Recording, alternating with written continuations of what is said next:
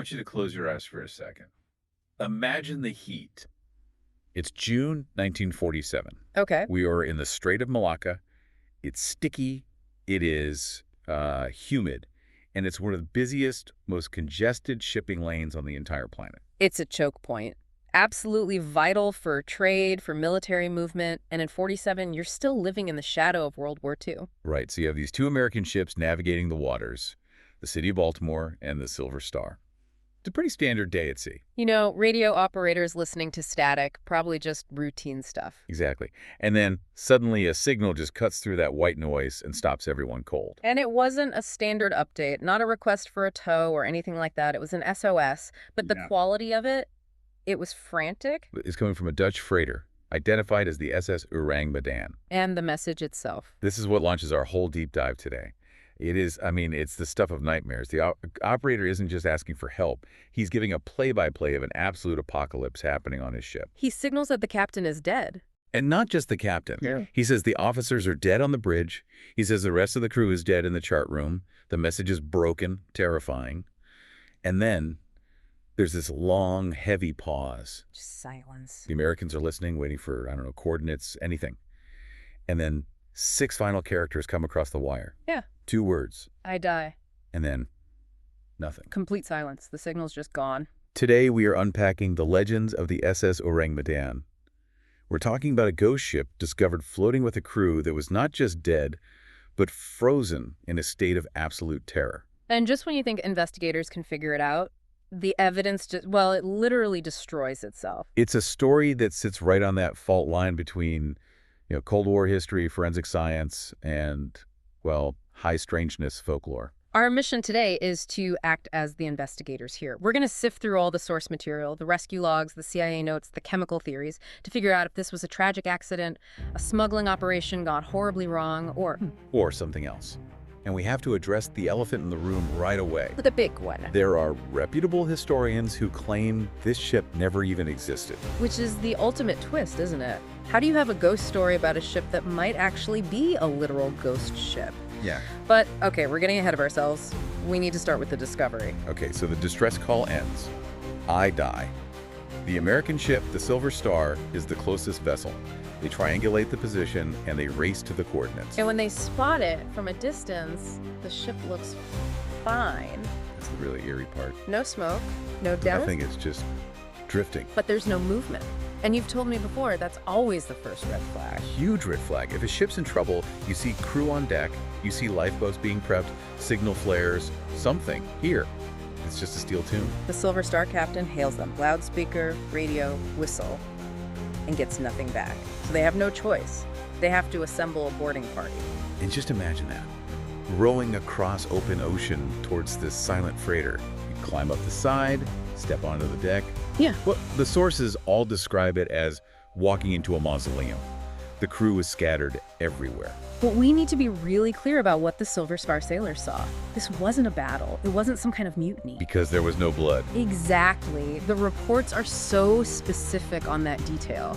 No blunt force trauma, no stab wounds, no bullet holes, just bodies. But it's the posture of the bodies that separates this from, say, a plague ship or a medical emergency.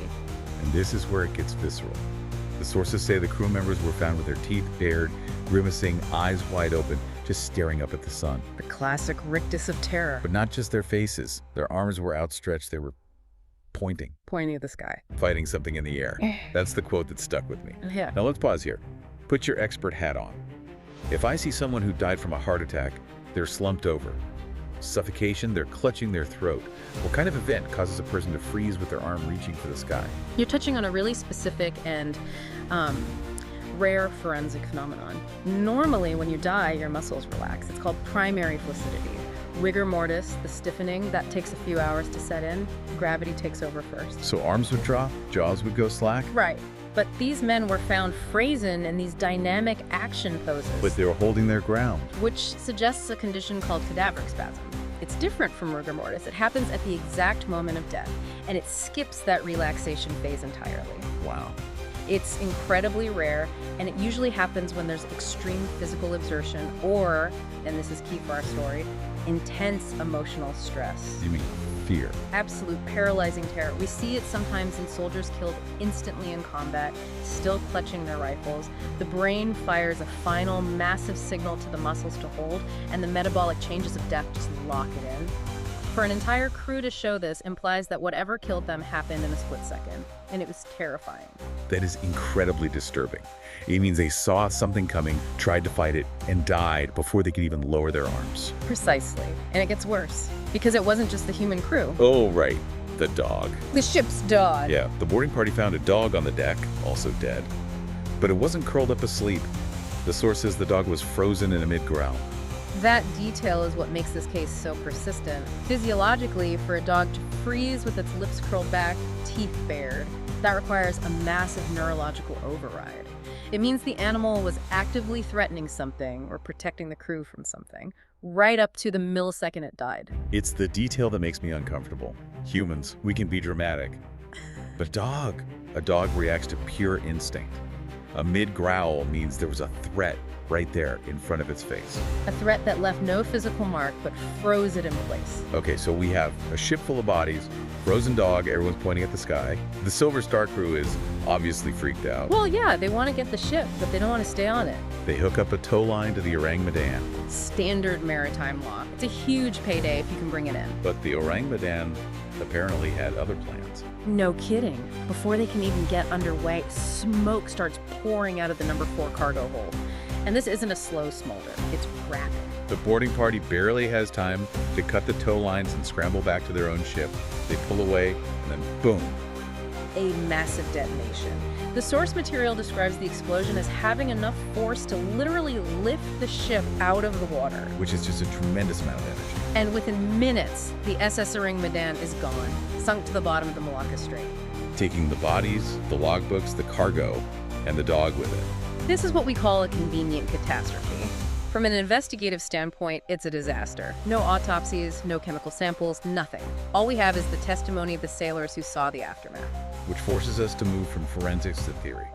We've got a set of facts, no blood, instant death, terrified expressions, and a massive fire. So let's play detective. What fits that profile? Well, if we strip away the spooky stuff for a minute, you have to start with the cargo. What was a Dutch freighter moving through that strait in 1947? The source material brings up the hazardous cargo theory, that the ship was a cover for smuggling illicit materials from World War II. Context is everything here. The war had just ended. The Pacific was awash in leftover stockpiles. The Japanese had Unit 731 developing biological and chemical weapons. So the theory is the Ourang Medan was smuggling nerve gas, maybe taboon or sarin, or potassium cyanide. Nerve gas. Okay, that sounds plausible for a no-blood death. How does that work? It fits the physical evidence surprisingly well. If you have a leak in the hold and it vents up through the ship, it acts fast. Nerve agents disrupt the enzyme that tells your muscles to relax after they contract. So your whole body it locks up. Exactly. Your diaphragm paralyzes, you can't breathe, your heart stops, and it happens in seconds. You just drop. No struggle, no wounds. That perfectly explains the "I die" message. The radio operator felt it hitting him and knew he had seconds left. And many of these agents are highly volatile. Potassium cyanide, for instance, can react violently if it's exposed to seawater. That gives you a violent reaction. Which gives us the fire and the explosion that sank all the evidence. It connects all the dots. A dark, gritty, real-world explanation. Smuggling operation goes wrong, gas leaks, everyone dies, chemicals overheat, ship blows up. I know where you're going. You're stuck on the faces. I am stuck on the pointing. Yeah. If I'm breathing in nerve gas, do I point at the sky and bare my teeth? That's the weak link in the theory. Nerve gas causes convulsions. You might cramp up, you might foam at the mouth, but you usually collapse inward. You clutch your chest because you're suffocating. You don't strike a coordinated pose of fighting an invisible enemy. And everyone doing it at the same time. It feels performative, like they were all looking at the same thing. It creates a significant doubt, which leads us to the second scientific theory, one that tries to account for that strange behavior. Carbon monoxide poisoning. The boiler theory. Right. Ships of that era had massive boilers. If the system malfunctioned, it could have been pumping carbon monoxide, CO, into the ship. CO is odorless, colorless, the silent killer. You wouldn't even know. Not until it was too late.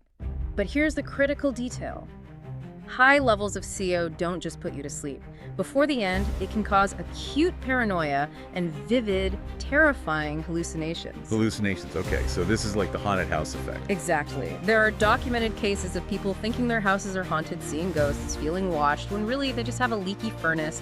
Their brains are being starved of oxygen. So apply that to a ship. The crew is breathing this stuff in. They start to feel uneasy. Then, as the oxygen starvation really hits, they start seeing things.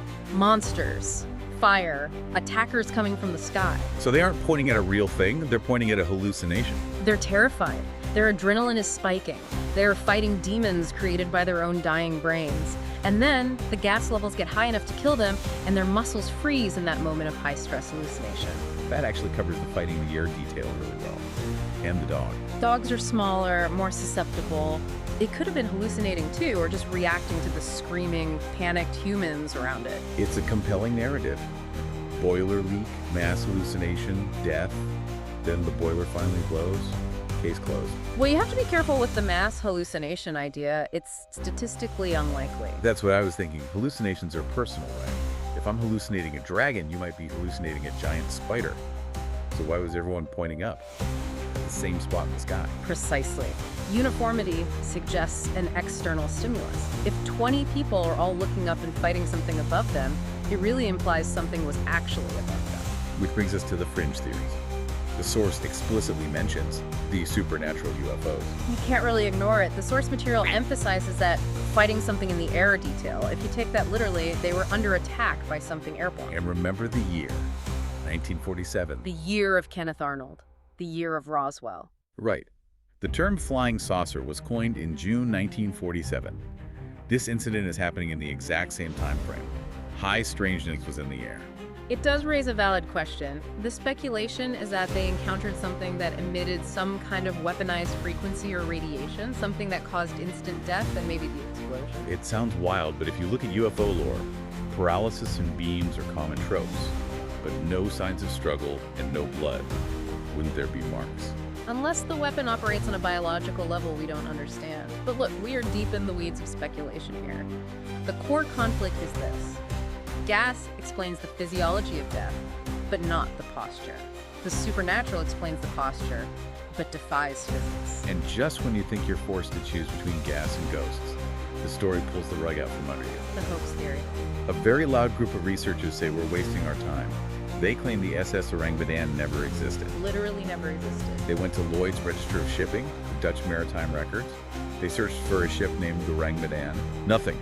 No record of construction, no registration, no crew list, nothing. Which, logically, that should be the end of it. If the ship isn't in the registry, the story is just a sailor's yarn, a campfire tale. But here is where it gets really, really interesting. The source material points to something that contradicts the "it's a fake" theory. The CIA documents. Yes. In 1959, the assistant to the director of the CIA wrote a letter to someone. And in that letter, he explicitly references the SS Ourang Medan incident. And this is the synthesis that keeps me up at night. Why would the Central Intelligence Agency, the spies, the Cold Warriors, keep a classified record of a ship that supposedly doesn't exist? Exactly. If it's a hoax, why is it government files? Why not just file it under myth? This swings the pendulum right back to the smuggling theory. Think about it. If you're running a covert operation, moving Japanese nerve gas off the books, do you use a registered commercial liner? No, you use a dark ship, phantom ship.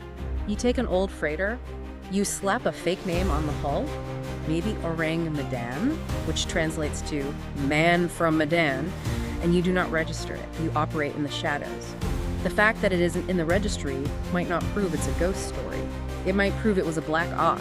So the lack of evidence is the evidence. Potentially. It suggests the ship was scrubbed from history before it even set sail. And if the ship was a cover and it went wrong, Then the explosion wasn't an accident either. it could have been a scuttle charge. A self-destruct mechanism to make sure whatever was in that hold never ever reached the shore. And the CIA kept tabs on it because they knew what was on board. That just recontextualizes the entire tragedy. If that's true, the I die message wasn't a cry for help. It was a witness statement from a crew who knew they were expendable. And the horror on their faces, if they knew they were carrying something that could kill them instantly, something forbidden, and the containment failed, I mean, that is true horror. Man, That is heavy. So, okay, let's try to bring this home. We have 3 distinct paths through this mystery. Path 1, the tragic accident.